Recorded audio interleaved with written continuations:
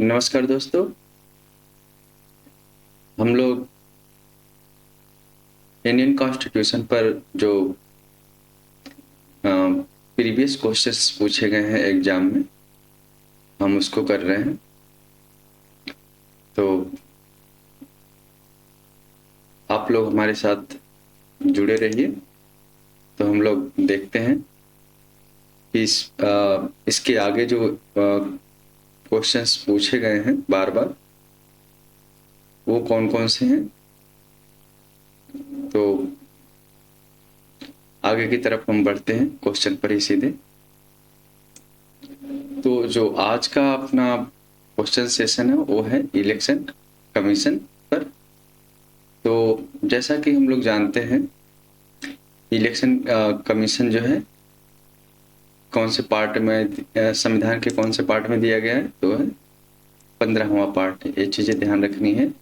और दूसरा जो इम्पोर्टेंट चीज़ें है, ये आर्टिकल कौन से हैं, तो कौन से आर्टिकल हैं 324 से लेकर 329 ए के बीच में इलेक्शन कमीशन के बारे में पूरा दिया हुआ है डिटेल संविधान में। ठीक है, तो ये चीज़ें ध्यान रखनी है। 324 से 329 के बीच में जब भी पेपर में अगर कुछ पूछता है तो आप 324 को याद रखिएगा। इसको कहीं दिखे तो सीधे टिक कर देना है। जैसे कि अब हम नीचे वाले क्वेश्चन में देखते हैं। इसमें पहला क्वेश्चन है, detail of election commission describe in the constitution under article. मतलब इलेक्शन कमीशन के बारे में कौन से आर्टिकल के तहत डिफाइन किया गया है। तो वो आर्टिकल कौन सा है अपना 324, है ना। इलेक्शन कमीशन में क्या है कि इस टाइम जो प्रेजेंट टाइम में जो कमिश्नर हैं, एक तो चीफ इलेक्शन कमिश्नर होते हैं और दो अन्य इलेक्शन कमिश्नर होते हैं।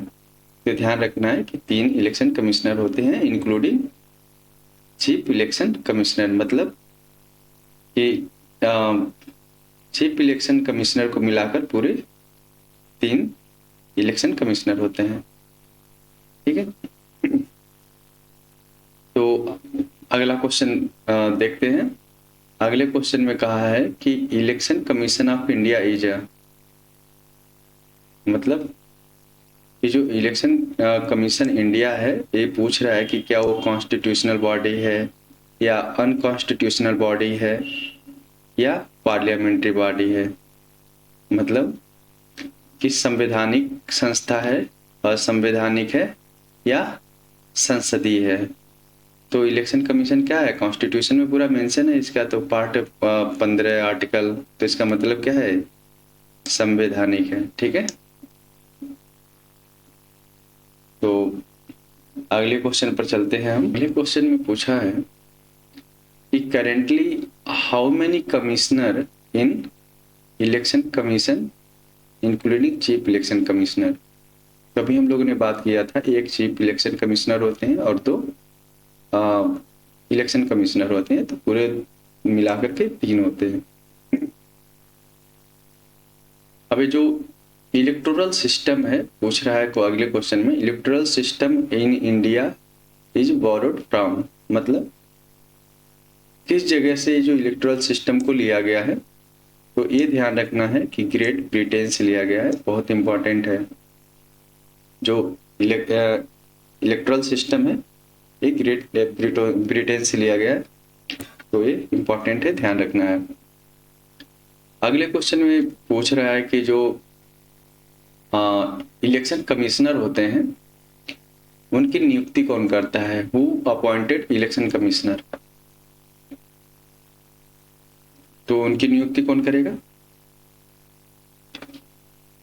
ये जो अपने प्रेसिडेंट होते हैं वो जो होते हैं ये इलेक्शन कमिश्नर को अपॉइंट करते हैं। तो ये ध्यान रखना है, इम्पोर्टेंट है, ये भी बहुत बार पूछता है पेपर में। अब अगला क्वेश्चन क्या कहता है कि what is a tenure of election commissioner. मतलब इलेक्शन कमिश्नर का कार्यकाल कितना होता है। तो वो ध्यान रखना है कि इनका कार्यकाल 6 साल का होता है या तो 65 साल की उम्र तक होता है। इन दोनों में से जो पहले हो जाए वहां तक वैलिड होगा। ठीक है, मान लीजिए कोई 62 साल की उम्र में इलेक्शन कमिश्नर बनता है तो 65 साल की उम्र में क्या होगा, रिटायर हो जाएगा सीधा, क्योंकि 65 साल तक ही एज की मैक्सिमम लिमिट है। या तो अगर 50 साल की उम्र में बनता है तो 6 साल तो टेनर आराम से कंप्लीट कर लेगा, कोई दिक्कत नहीं है। तो ये ध्यान रखना है कि दोनों में से जो पहले होगा वहां तक वैलिड होगा। तो अब अगला क्वेश्चन जो है, how many number of vote can cast in EVM. EVM का जो नाम है ये चीज ध्यान रखिएगा, इलेक्ट्रॉनिक वोटिंग मशीन। ठीक है, तो ये इम्पॉर्टेंट है, नाम कभी पूछ सकता है ये। ठीक है, तो ईवीएम का जो पूरा नाम है इलेक्ट्रॉनिक वोटिंग मशीन है। और जो पहले के टाइम पर इसकी जो कैपेसिटी थी वोट को कास्ट करने की, मतलब वोट को स्टोर करने की, तो कितनी थी, ये 3840 थी। लेकिन अभी फिलहाल कई क्वेश्चन में देखने के बाद ये कंफर्म मतलब ये कंफर्म हुआ है कि ये इस वर्तमान टाइम पर ये 2000 वोट को कास्ट करती है। तो ये ध्यान रखना है। अगला क्वेश्चन क्या पूछा है कि when EVM machine were used for the first time in the country, मतलब अपने देश में पहली बार ईवीएम मशीन को कब इस्तेमाल मतलब इलेक्शन में यूज किया गया था। तो ये कब है, 1998। ये ध्यान रखना है, ये डेट ईयर बहुत इंपॉर्टेंट है। तो ये ध्यान रखना है कि इलेक्शन में यूज किया गया, उसके पहले अगर ट्रायल बेस पर यूज किया गया तो डेट अलग होगी, है ना।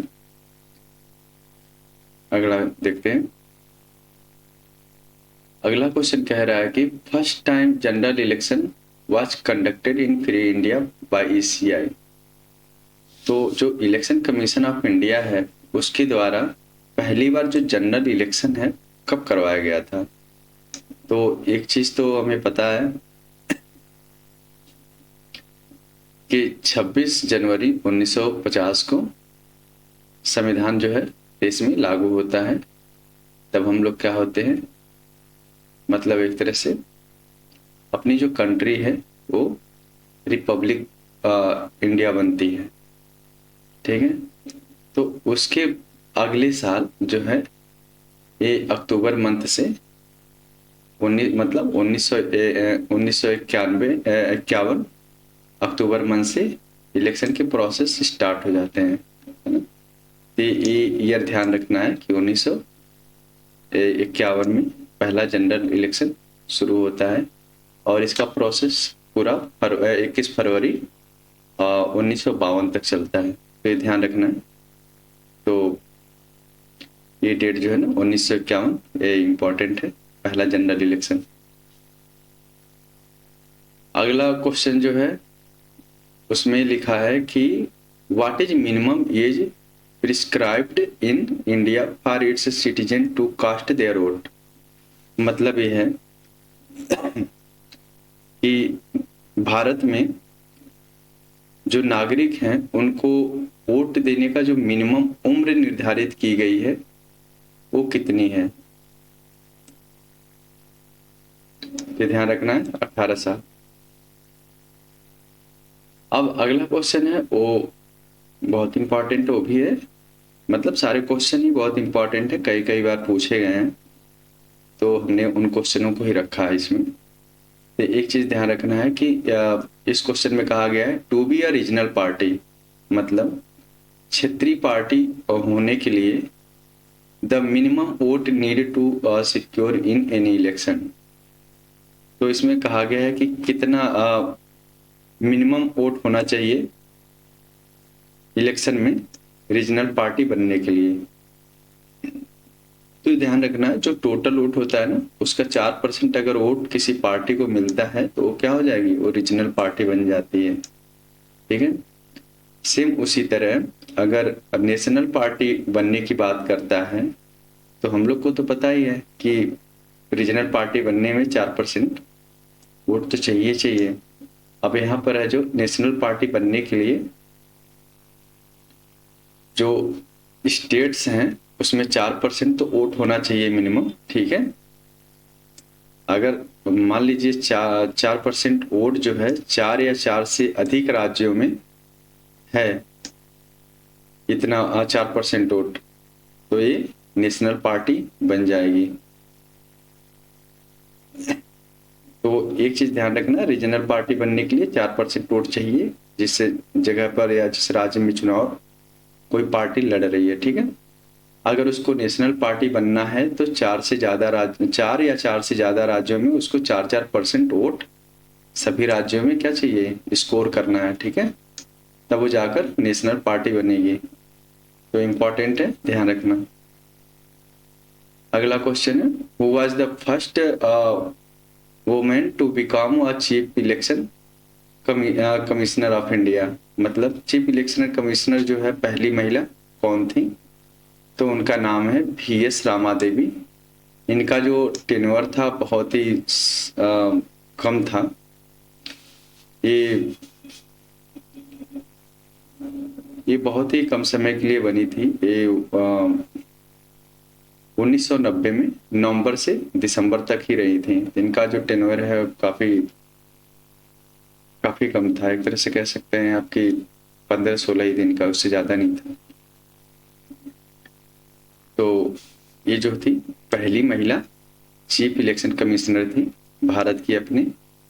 और ये जो थी इसके अलावा राज्यसभा की सेक्रेटरी थी, जो पहली महिला सेक्रेटरी का अगर नाम पूछता है राज्यसभा के, तब भी VS रामा देवी का ही नाम आएगा। अगर आप कर्नाटका राज्य के राज्यपाल की बात करते हैं तब भी वहां पर जो पहली महिला राज्यपाल थी तो भी इनका ही नाम आएगा, VS रामा देवी का। तो ये ध्यान रखना है। अगला क्वेश्चन जो है पूछ रहा है, when was anti defection act was पास।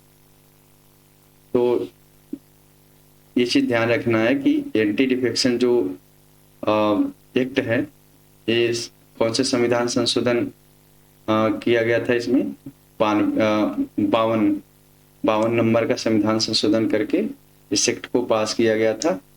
और ध्यान रखना है कि 30 जनवरी